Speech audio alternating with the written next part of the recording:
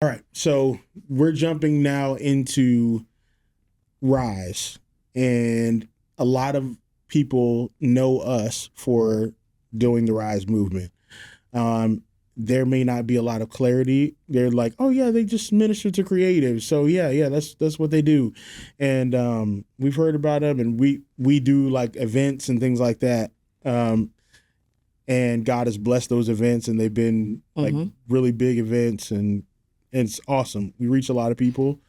Um, Kind of the story behind Rise. I'm going to keep this brief. Is that we I am a creative, so I do hip hop, spoken word, and all that. You grew up around, you grew up in Florence, Alabama, Musical City. Yeah. So you want to share a little bit about that aspect of what happens in Florence musically, or what has happened? Well, I didn't know that it was such a musical city, to be honest, and that influenced my life a lot until adulthood, when about several years ago they came out with a documentary called The Shows. Was it the name of it? The Shows? Or It was about the shows. I don't remember. it was about the shows. Yeah. Shows was in it. Yeah. Anyway, but I lived in the Quad Cities, so I grew up in Florence, but like my dad grew up in Muscle Shoals, Sheffield, Tuscumbia. That makes up the Quad Cities in the Tennessee Valley of North Alabama. So, but there's just a lot of rich musical history there. And after I watched the documentary, I like had these revelations of like, oh, this isn't normal. Like this isn't like how everyone grows up.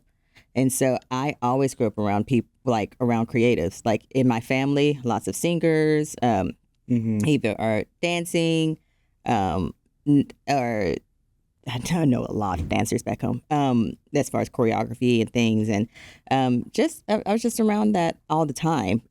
It's the birthplace of W.C. Handy. So there's like this whole like national like jazz festival every summer. I grew up going to that. I just grew up with, around all the things. And so I've always been a lover of music, especially, but just the performing arts and things. And I just didn't know that wasn't the norm. And so me even like marrying a music artist was not weird at all. Or being involved. I love the arts. I love performing arts. I cannot do it myself. Yeah. I do not have those skills. But I enjoy it, and I love supporting the arts with the skills I do have administratively or whatever. But yes, I've always been surrounded by creatives, and I'm laughing because I remember when I told your dad that I was going to propose to you, and me being young and just knowing for sure that music was going to be my thing. It's the grace of God that so many people supported us getting married. Like looking back, I'm like, why did they all like? So because we literally asked people. Like we went and fasted and prayed. We asked other people like spiritual, like we looked up to or admired spiritually or who had discipled us, whatever, like to pray. Yeah. And like everyone was just like totally in agreement. Like it was wild. But like looking back, like why? Why did they let us? I think you were selling vacuums when we first started dating. Like what on earth? Kirby. Shout out to Kirby, keeping the dream alive. Kirby and Cutco. Keeping the dream alive. But I told your dad, I told your dad, I was like, yeah, so I really would like to marry Janelle, and so I just kind of rolled out my big plan.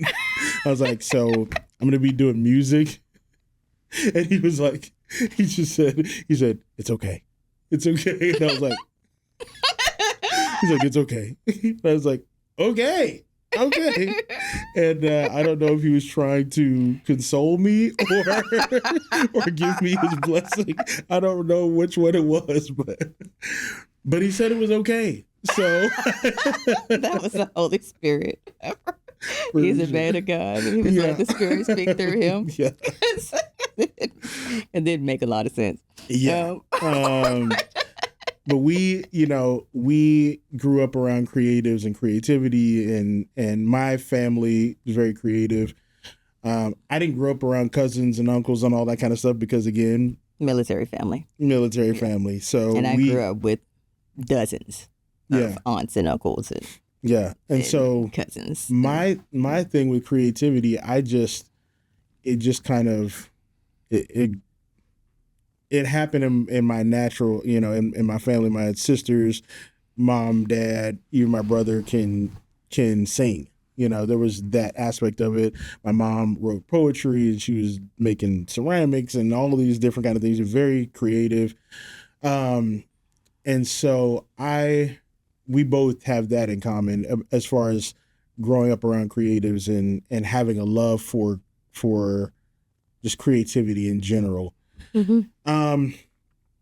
So while I was, working at the church, I came back from Bible school, started working at the church, youth pastor, ended up doing youth, children, worship arts, dance ministry, that kind of stuff, and just overseeing all of that. At the same time, I was also doing my music ministry, and so that started taking off. Long story short, because I explained this in another video, but long story short, I had a situation that I didn't know how to verbalize it then, but it was definitely like a mental health situation where I was just having suicidal thoughts and all that kind of stuff. And you brought to my attention that I didn't have community as a creator. I didn't have friends. It was more so people that I was working with at the church and all that kind of stuff. And not to say that that there were not friendships there, but it was friendships tied to work. And that's what it was. And so yeah, we ended up starting Rise out of a need for community. And so community has always been the focus. And we started off, kind of having stuff at our house and inviting creatives to the house. It's basically just making friends with people who have the same interests as you. It's basically what was happening. Yeah. And it did a world of good for you. It was pretty interesting. Yeah, it was definitely the Lord, and I needed that at that point in my life. And so, but for us, Rise has always been community focused because of how it started. Now, me personally, I've taken personality tests. And for me personally, I'll just say this, with personality tests, there are certain gifts and wirings that are conducive for growing community and nurturing community and all that kind of stuff. Okay. I am not that. I'm not that. And it took me a while to really own that and say that, because I'm like, okay, again, I grew up in the church, definitely have a heart to disciple people and to love people and all that kind of stuff. And so I'm like, we okay, love God, we love people. Yeah. Yeah. So part of me, it was hard for me to even say, yeah, I'm not a person who just wants to hold and cuddle people and be like, it's going to be okay. And the thing that I needed in the moment of me actually creating Rise, I needed a pastor, a pastoral heart who was just able to be like, okay, hey, let's sit down, let's talk, and nurture, and that, so that I can be built up to go do the things. And I didn't really feel like I had that. Community helped me with that. And so, but when we started Rise, we started, it was several hundred people who signed up the first couple of weeks. We started having things at our house, and it's 60, 70 people packing our house, and we're going to parks. Square foot house. Right. And so then I feel like I have a moral obligation to these people to disciple them all. And it took me a while to realize that my capacity is probably about 5 or 6 people that I can actually invest into and check up on and be like, hey, like, I mean, but is that abnormal though? I don't think it's abnormal. I think that there's a culture. I think in the culture, Yeah. the in America, like, we want to feel like we can, disciple hundreds or, walk with hundreds, but in reality, what all that entails, like, yeah, it's crazy. I mean, you see Jesus had like 12 and he was like, so if you have guy. 6, I mean, Yeah. you're doing great. Yeah. I mean, so yeah, but it took me, again, because I growing up in church, I have this whole church model of, hey, we've got to disciple all of these people and what's going to happen to them, and they're sharing stories with us. If I'm not the one to do it, then what's going to happen? Like that distrust of other people's walks. Like if you trust other people to lead and to go, then like, everyone's going to perish, and definitely fear-based. For sure. And so it took me a long while to just get to a place to say, you know what, I'm going to operate in the way that I'm wired to operate, which is very creative. It's I took a 5 voices assessment, and my giftings on that were creative connector. So I love to connect with people. I love to create, and that's just been my thing. And it took me a while to get out of a mindset of, man,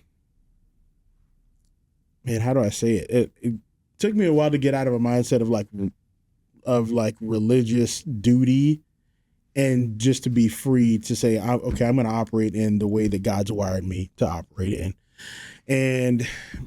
But I'm here now. Well, and I mean, it feels great. You also had probably your whole life. I know adulthood. I only know your adulthood. We got married, it's younger adults, but in adulthood, I mean, there's just been people constantly going, "Oh, you're supposed to be a pastor. You're called to be a pastor." And I've watched the kind of back and forth and up and down that's happened because of that, hearing that in your ear all the time, and then we're both just like we've said from the very beginning, like of our marriage, it's just like we're not called to be pastors. Yeah, but yet we kept finding ourselves and landing there and kept being guided there and invited into that kind of space all the time. And so, man, that's hard. Yeah, for sure. I mean, it's hard. Yeah, because I think when people say pastor, they think of people who are caring for other groups of people, and and we do care for people. We do, yeah. We definitely, I think that's definitely a common value that we both have. It's like we love God and we love people, and that's going to be till as long as we're here on this earth. That's what we're going to do. Yeah. So, but loving people does not automatically mean, because you love God and you love people, does not automatically mean you're supposed to pastor a growing church congregation. Yeah. Those are two different things. But when you've been in ministry, we've been ministry trained, been in Bible school, I mean, it makes sense. It makes sense, but neither one of us has felt that on the inside of yes, that's definitely what we're supposed to be doing. We just knew we're supposed to follow, we're supposed to be in ministry. Yeah. But a lot of times people think ministry means that you are pastoring. Yeah. And the rest of the congregation is, I guess, just not in ministry. I don't know. What's going on, but Yeah, and part of it too is because our vision really does have a pastoral aspect to it. So RISE, if you don't know, RISE is an acronym that stands for Reach, Involve, Study, and Empower. So Reach, that's kind of like our outreach component. We want to reach people, creative specifically, wherever they are. But after we reach them, we want to involve them in community. And that's kind of where RISE was birthed and it was birthed out of a need for community. And so that held a special place in my heart. And I know that community is necessary, not just in the creative space, but just biblically, right? Like we're supposed to live in community. And then, the S stands for study. And so we have environments where we're offering art Training education, music education, workshops and stuff like things. that. Mm-hmm. And then the empowerment aspect of it is that we want to create platforms for artists and creatives. And so what we're doing right now is a part of that platform. We just had a festival last year that was a part of that platform. And so, yeah, we had to like look and focus and say, hey, God's given us this big vision. And a lot of times this is how God works. He'll give you a vision that's bigger than yourself. And then he's just like, okay, you just go ahead and figure it out. And he brings people along the way to help with that vision.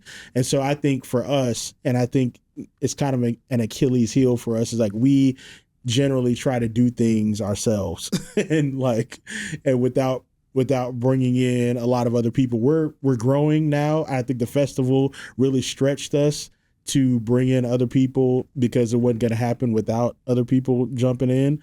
I think we're stretching to a breaking point. This rubber band almost snapped. And so, did it snap? It snapped? Did it snap for you? So close. So close. So we're at a place right now where we're like, for me, I have this vision, but I'm thriving in the empowerment space. Like I really want to empower creatives because that's where the creativity is happening. And also in the reaching space too, because of how we're structuring Rise now, where we're reaching people through creativity. And so I'm excited about it. And then we have partnerships now to fill in the rest of the other gaps and everything. So I'm excited. So we're still doing Rise. For all of our people who are supporting us and all that kind of stuff, we're still doing it. We're just laser focused on what God has called us and wired us to do, and then we're filling in those other spaces with relationships and everything. And I think you're going to see a lot of fruit from that.